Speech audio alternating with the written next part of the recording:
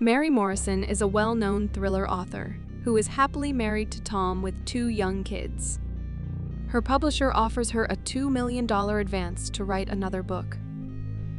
She initially declines, but is forced to accept after Tom says he lost half of their estate on a risky investment.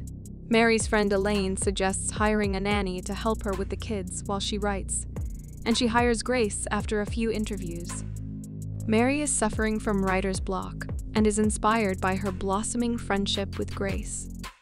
Mary then appears to be having sexual fantasies about Grace. She seems to have dreams about Grace and Tom having sexual encounters in the kitchen, but she can't tell if it's real or just her vivid imagination. In a tearful rage, she confronts them both at the dinner table, upsetting the children and causing a divide between her and Grace. The next morning, Mary apologizes to Grace, explaining that her outburst was caused by working too hard. She then calls the nanny agency to find out why her check hasn't been cashed yet, and they tell her it's because she hasn't gotten back to them about her nanny selection. Mary asks if they have a nanny named Grace in their employ, and they say no. Mary goes to see Elaine and finds her dead with a pair of scissors in her neck. When she contacts the police, to her surprise and horror, she learns that she is the primary suspect.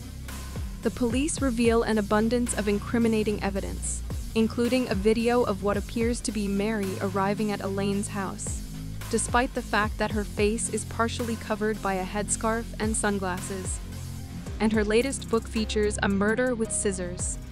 Mary then travels to Grace's hometown to see her aunt, who reveals Grace was abused by her parents as a child, and is also exhibiting strange behavior.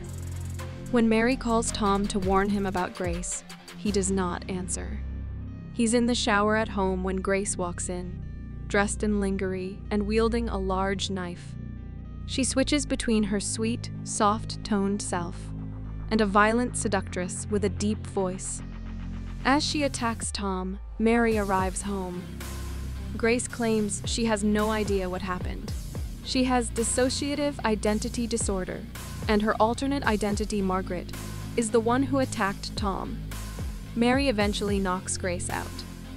1 year later, Mary and her family are together.